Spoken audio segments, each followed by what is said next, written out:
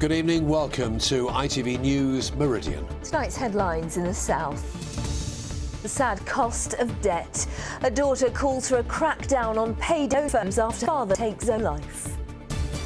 Tears of joy, how your generosity has helped put a smile back on the face of one Southampton pensioner. Make do and mend in the 21st century. The broken gadgets and gizmos being brought back to life.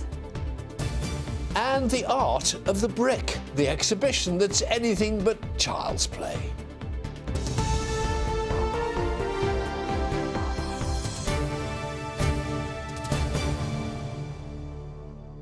Good evening to you. A woman whose father committed suicide after getting himself into thousands of pounds worth of debt is calling on the government to crack down on the practices of payday loan companies. Ian Jordan from Botley in Hampshire borrowed more than £20,000 from several different firms over the course of a year. But his daughter says he couldn't cope with the pressure they put him under. He was even bombarded with more than 1,000 demanding text messages after he died. Sadly, research from the charity Step Change shows that more and more people are finding themselves with debts they cannot manage. In the first 6 months of this year, the charity helped more than 43,000 people with payday loans. That's almost 13,000 more people than in the same period last year. The average debt per person was just over £1,600, and the charity estimates nearly 1 in 7 of us are losing sleep because of debt worries. Well, in a moment we'll hear from Step Change, but first Richard Payne has Ian's story. We'll never know how much exactly or how many companies. We stopped counting at 20,000. Samantha Carr knew nothing of her father's huge debts until after he died. Now she's reminded of them every day. This just a fraction of the demanding letters and reminders she believes drove him into debts and depression he couldn't escape from. I think it just spiralled massively out of control. And these companies allowed this to happen. Certainly they must have known, the companies where he had more than one loan would have known he already had a loan and that he was already struggling to pay that one back. Despite living on disability benefit and in rented accommodation in Botley near Southampton, loan companies continue to target the former DJ with interest rates of up to 7,500%. Ian Jordan took his life with an overdose last November. I definitely think his financial situation would have put him under a great deal of stress. The day he died, he did not have a penny in his bank account.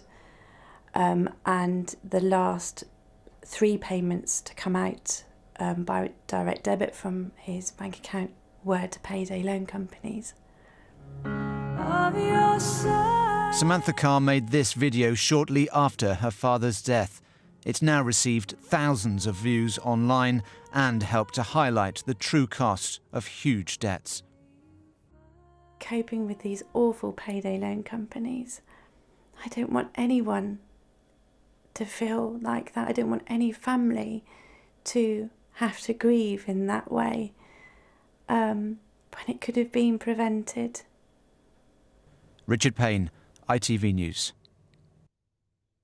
Such a very sad story, and earlier I spoke to Frances Walker from the debt charity Step Change and began by asking her what Ian should have done once he realised he was in such financial trouble. Well, he should have sought help, of course. That's what's very tragic about this, but it's not unusual. Most people are very reluctant to seek help and wait over a year before they know they've got a problem. As we heard in Richard Payne's report, loan companies were targeting Mr Jordan with interest rates of 7,500%. That's absurd, isn't it? Surely the government needs to get a grip on this, and fast. Well, I think all the signs are that the government is getting a grip on it, because we've got a new regulatory regime with the Financial Conduct Authority, and we heard last week how Wonga, for example, the best-known payday lender, have been ordered to pay £220 million back to borrowers who they lent irresponsibly.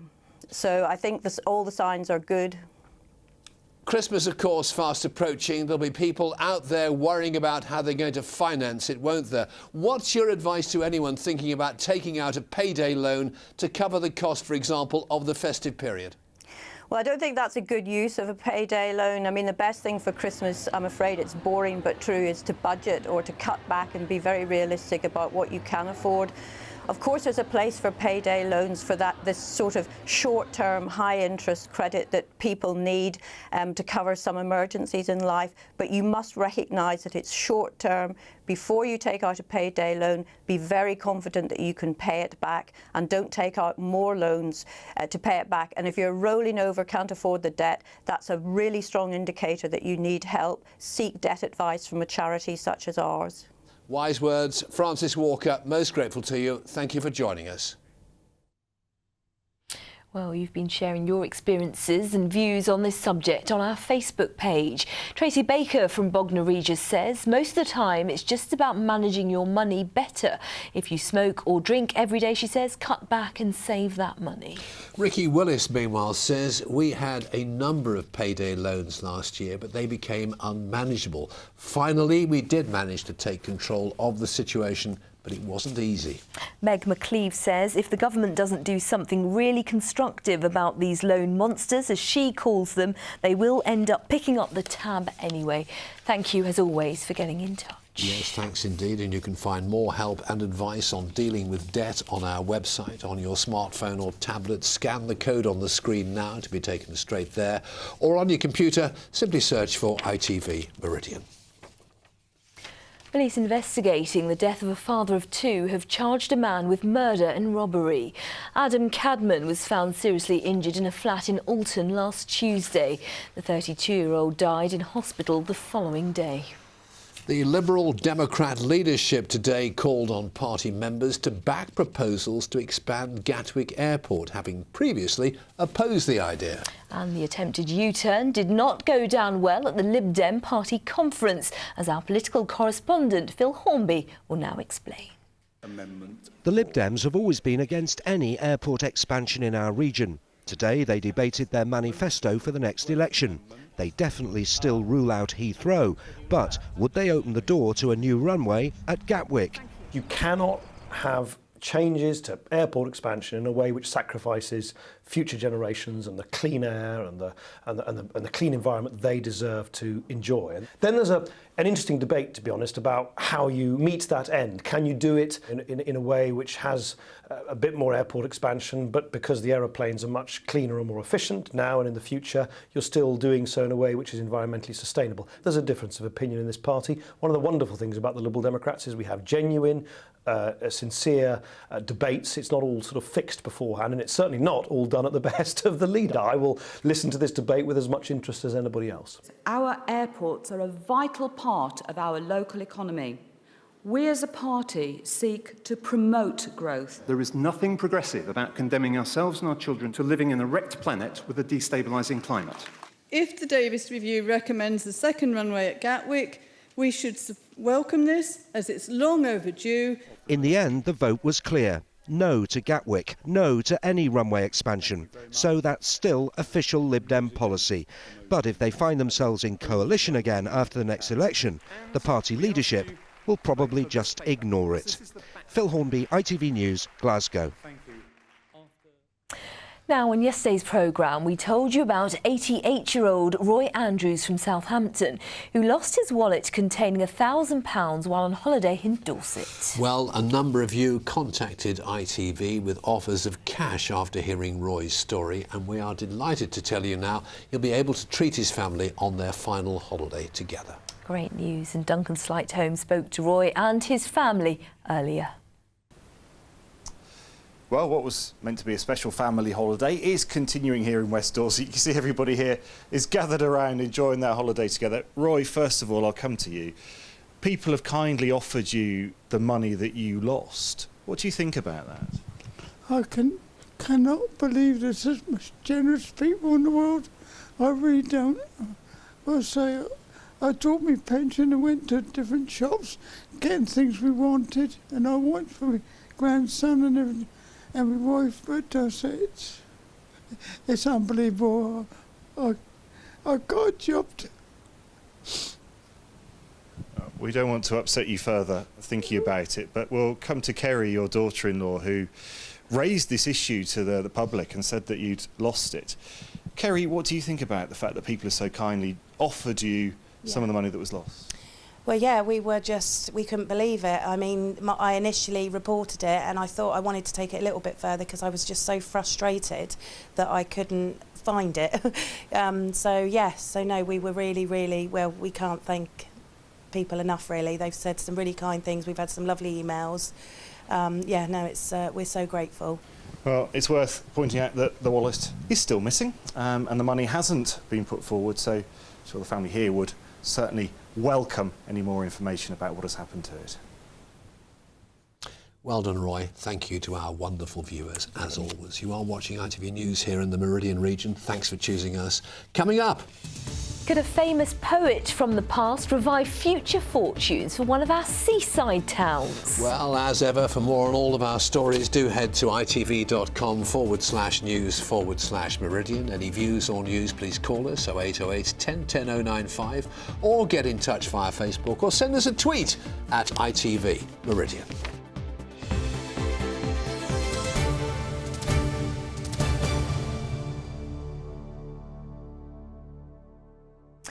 Asthma is one of the most common childhood conditions, and typically you'll find 2 school children suffering from it in every classroom. For parents, one of their biggest fears is that their child will have an attack and not have their inhaler with them. But now, after a 12-year battle by campaigners, the law changed to allow schools to keep their own spare inhaler in case of emergency. As Peter Bean reports, it could save children's lives. Along with his pens, pencils and water bottle, there's one vital thing Matty Renshaw has to bring to school. The 10-year-old has asthma. In winter especially, he can suffer serious coughing fits. It affects me when I'm running because I have to stop a minute to try and get my breath back, and if I don't stop I can't get my breath back. Asthma is the most common long-term medical condition in children. There are more than 1 million young sufferers in the UK. In 2011, it was responsible for the deaths of 18 youngsters under the age of 14. You know, I lost George, and his legacy has to be a huge, massive thing. Kim Douglas knows the pain of losing a child to asthma. Her 3-year-old son George died from an attack in 1996. She went on to set up a charity in his name. In 2002, she began a mission to make it legal for schools to have emergency asthma inhalers. Now, 12 years of campaigning, petitions and trips to Parliament have been rewarded. It is extremely important just for the fact of having that little blue inhaler there, which at the end of the day, you know, they can administer while they're waiting for emergency help, as a very good chance of keeping that child alive, should that be the one that may well go wrong. Schools have always had first aid kits, and children with special medical conditions have been able to bring prescribed medicines to school with them. But this is the first time that schools will be able to have a spare one of these on site for emergencies. Research shows that 86% of children with asthma have been without their inhaler, either because it's been lost, broken, run out, or simply because they've left it at home. That's why many people believe that today's change in the law will quite simply be a lifesaver. I think the one that most people would recognise would be this one, the blue inhaler. The charity Education for Health also played a key role in getting the law changed. If you look back at the asthma deaths, and in fact there was a national review of asthma deaths only this year, and over 50% of those are preventable. So we hope that it will save lives, but we also hope it will improve the quality of life also of children in school. It's now up to schools to get an inhaler from their local chemist and train their staff how to use it. Having the reassurance that we could actually have an emergency inhaler in school, that would have access to that, in case that a child without an inhaler can use, it can prevent a potentially life-threatening attack. It's an historic day in the treatment of asthma, one which will allow schools, children and parents to breathe a little more easily. Peter Bean, ITV News. More headlines now. With the winter approaching, people are being warned of the dangers of fires in thatched properties. Every year, around 100 thatched homes will have a serious fire. In Winchester alone, there are thought to be in excess of 500 houses with thatched roofs. Hampshire Fire and Rescue will be running a series of events to teach people how they can prevent fires in their home. Bus passenger numbers in Brighton and Hove have increased and car ownership is now the lowest in the southeast. That's according to a report by the City Council. It also revealed a high demand for new residence parking zones in some areas of the city. The ITV News continues with the national and international news at 6:30. With more now, here's Mary Nightingale. Questions over safety on the wards where a Spanish nurse became infected with Ebola. Managers at the hospital insist procedures were followed, but with 4 people now quarantined, health officials say more cases in Europe are unavoidable. Were opportunities missed to save Alan Henning? A former Guantanamo Bay prisoner says his offer of help went unheeded. And we meet the 10-year-old praised by the PM for protecting her mum from a violent attacker. Journalist Stuart Me for that and more at 6:30. We will indeed. And did those feet in ancient times? And did those feet... Beautiful, Fred. The opening lines of Jerusalem have practically become our second national anthem. I love it. I love it too. I listened to it actually before I came into the studio. William Blake wrote the song at his home in Felpham near Bognor. Well, now a group are bidding to raise £500,000 to save Blake's cottage. Yes, they are hoping this project will regenerate Bognor as the controversial East Beach Cafe did for Littlehampton. Sally Simmons will explain. Love it or hate it, the East Beach Cafe in Littlehampton draws the crowds, and it has done all year round for almost a decade. Jane Wood transformed a former chippy into an architectural award winner and Coastal Cafe of the Year. Well, it's a great success. Lots of people come here. More and more people come every year. And I think it's been a catalyst for change in the town. She remodelled another kiosk into a modern wooden glass box. The tide in Littlehampton turned, regeneration began, and Arran District Council then contributed to an arty bench in recycled wood on the prom. 7 miles away, and the Big Blake Project's originator Rachel Searle hopes this cottage will kickstart Bognor's regeneration. Through crowdfunding, they hope to raise £500,000 to save the place where William Blake wrote Jerusalem. I think, to be honest, Bognor has suffered a lot, particularly over the last 20 years. It really does seem to be neglected and missed out on lots of major investment. What we're seeing now, actually, is a real change in the tide. Arran District Council, they've invested money in the town centre.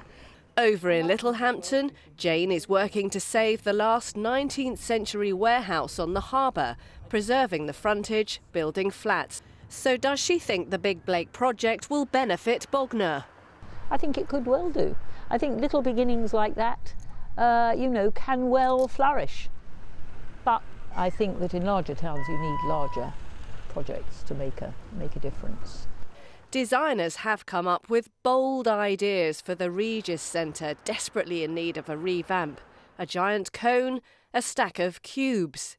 It's a question of who pays for it. It's great to come up with ideas. The question is who's actually going to pay for it and actually keep it running as well. Unfortunately, Arran District Council has spent over £1 million on discussion, on engaging consultants, on dealing with developers, and nothing has happened. A decade of indecision in Bognor, a decade of controversy, including criticism over a cafe in Littlehampton. But it has put this Sussex town on the map. What's the worst thing they've said? Well, I can't repeat it because the language is too foul. Sally Simmons, ITV News. Now she's raised an incredible £1.2 million for children's intensive care, and she has no intention of stopping yet. No, Rosie Mitchell, a nurse at Southampton's paediatric unit, is ITV Meridian's Regional Fundraiser of the Year, an award that's part of this year's Daily Mirror Pride of Britain Awards. And other regional award winners were on the red carpet last night at the Grosvenor House Hotel in London, mingling with celebrities for the Pride of Britain Awards ceremony, hosted by Carol Vorderman. Now, Rosie was honoured, quite rightly, for all that she does in the community. And that wasn't all. Today she was in Downing Street meeting David Cameron, who's a big supporter of the awards. He met with winners, praising them for the difference they make to others. Rosie quite enjoyed the meeting. It's just been amazing. It's wonderful to meet the Prime Minister and for him to know about our charity, which was really kind of him. It's just been a real whirlwind, and I'm just so grateful to everybody that nominated me and to all the volunteers that have helped me to get this far. Smashing lady, privileged to meet her. Well done, Rosie. Glad you had such a good time. You deserve it. We're all extremely proud of you. We certainly are. And remember, you can see the Daily Mirror Pride of Britain Awards and all those wonderful stories tonight on ITV, and the fun starts at 8 p.m. Now, if a gadget like a laptop breaks, do you try to get it fixed, or do you just think about buying a new one? Always buy a new one. Well, many people say we live in a throwaway society these days, but a new workshop called Restart is encouraging us to think about fixing our broken gadgets and gizmos ourselves. Stuart Leeds has our report. From a smartphone to a desk fan, if an electrical gadget breaks, people tend to pay someone to fix it or buy a replacement. But at the new Restart workshop, they aim to repair electrical items and encourage the owners of gadgets to have a go themselves. If you know what's wrong with it, it's not very complicated to fix lots of things. And, you know, it might be like 15p for the component, but if you don't know how to put it in, so we're here to sort of show people that things can be fixed and how to do that. Every community has skills, people who can help, and people are feeling more and more shut out of their gadgets and feeling more and more frustrated with obsolescence and things failing. And so we provide a really fun solution. It's all about community resilience and skill sharing. So, for example, if you drop your smartphone and the screen cracks, normally you would pay someone to repair it. But the experts at Restart say the replacement part could cost as little as £20, and they might be able to show you how to fix it. Andrew Gillett had brought his laptop, which wouldn't turn on. Yeah, I think it's kind of a good idea for for us to get kind of equipment fixed, because rather than just kind of throwing it out when it when it doesn't work or when it's only slightly obsolete. James Pauline was hoping his broken computer speaker could be fixed. I think these sessions are great just because you get something which is, can be quite old, but it can actually last a lot longer if it can be mended. And Pamela Wesson had brought along her faulty blender. You should reuse things, you should fix things, it shouldn't be just put on the scrap heap. They hope this will become a regular session, and the lesson here is if a gadget is broke, you might be able to fix it. Stuart Lee's reporting there.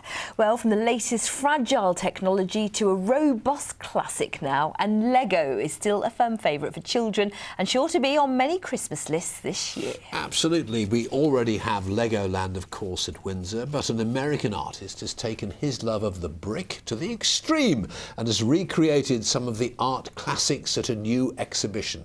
David Wood went along to take a look. From Edvard Munch's The Scream to the Mona Lisa and the Venus de Milo.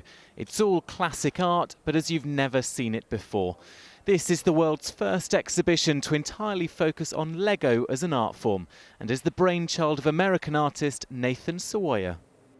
It's taken a while for the art world to really accept Lego as an art medium, but the art world has come around. And when they see what I've done with the work, it's really, taking Lego into a whole different place, doing these human forms that have so much emotion. They're very surreal. I think now they see it as a whole new type of art. But aside from his interpretations of the classics, there's room too for more surreal sculptures in this collection. And the artist says the Lego format encourages more people to take an interest in art. I found it's been a great way to engage children in art and art history, because how do you talk to a 5-year-old about, you know, the Mona Lisa or the Statue of David? But here's this opportunity, because it's made out of a toy they're familiar with, that you can really at least start the conversation. The collection's made of 75 different sculptures, which totals more than 4,000 hours of painstaking work and uses more than 1 million bricks. But the artist does confess building these models can at times be frustrating. There's challenges of, you know, keeping up the energy you need to create the art. I've been told I go into a bit of a trance while I'm working at times. Using these little rectangular pieces to make, you know, life-size human forms with all the curves of the human body can be challenging. I suppose out of this exhibition, the most challenging piece probably was the Tyrannosaurus Rex skeleton replica. It took me an entire summer to build, and I used over 80,000 Lego bricks. And it's his first visit to the UK, so he felt the need to add a few British classics to his collection. And whatever your view on this as an artistic merit, it certainly proves Lego isn't just a children's toy. David Wood, ITV News. They are brilliant, aren't they, Fred? I can only normally make those little houses. Anyway, nothing plastic about our weatherman. Simon's with us now. Do you know, I tried to follow Lego on Twitter. I got blocked. Anyway, from art created to a more natural art form, faces in unexpected places. We haven't done it for ages, and we got loads of them that have come in recently. Particularly in the salad drawer. Here's the first one. Look, a very cheerful-looking pepper that's Jane Campbell in Banbury found. Meanwhile, elsewhere, we've got a happy-looking watermelon. You want to know it's happy when you're going to eat it, don't you? From Janice Nutting in Poole. But a much scarier face this time from 10-year-old Jack Blick in Christchurch while he was growing a bean. Yeah, not good. No, you don't. Liam Hicks in Bognor Regis spotted this angry-looking window on a visit to Hampton Court. And here's a postbox that I think has had a bit of help, but it works, from Rachel Hancock. And John Williams was delighted when he got a new ironing board. The ironing board looks a little less chuffed, I think. But my favourite one, you have to look closely for this, in Debbie Garraway's kitchen in Early, only when the sun shines does this man appear. Oh, yeah. And look, he always brings flowers. Isn't that nice? Yeah. So Meridian weather at ITV.com. Keep an eye out, whether you're eating or just looking at shadows, for any faces in unexpected places. We love our viewers, but some of them are quite disturbed, aren't they? And thank goodness for that. But thankfully, we've got a Met man who's also fairly disturbed. It all works. And here he is with a very disturbed weather forecast. Simon Perky-Parkin.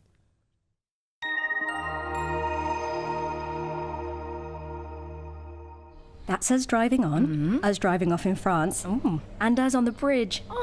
Driving to Europe. Eurotunnel Shuttle sponsors ITV Meridian weather. Well, now, the keen-eyed amongst us will probably have already noticed a very arty picture of rain from John Cuthbert in Southampton, and that's the clue that we probably haven't seen the back of stuff falling out of the sky over the next few days. Yet more dampness to come, courtesy of not one, but two areas of low pressure, one sitting right on top of us, one out to the west, feeding in the bands of showers, particularly through tomorrow, some heavy and thundery ones quite likely. Back to tonight, and there's still a few knocking around overnight, particularly down towards the south coast, but clear spells too, and that means fairly chilly temperatures down to around 8 or 9 degrees, although thanks to the strength of the breeze, not quite as cold as it was last night. But come tomorrow morning, feeding in from the southwest, the showers pretty quickly, and it looks as though they will group together at times, particularly through the middle part of the day, so some quite hefty downpours. But dry and bright weather around those showers, that's when we'll see the temperatures up to around 15, 16 degrees, but staying fairly breezy along the coast and around the Isle of Wight. And your high tide times tomorrow, well, you can see in Brighton, just the one around quarter to midday. Eurotunnel Shuttle sponsors ITV Meridian weather.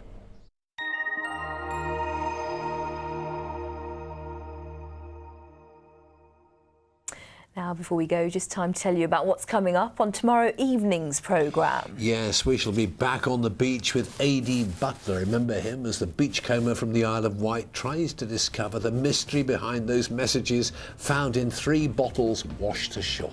Has A.D. tracked down those who sent them, and what stories did they have to tell? Find out on ITV News Meridian tomorrow at 6. And in just a moment here on ITV, we have the national and international news with Mary Nightingale and Alistair Stewart. Join me if you can for the ITV Meridian late news. But for now, from the team here at ITV Meridian, thank you so much for watching. Enjoy the evening. Take care. Bye-bye for now.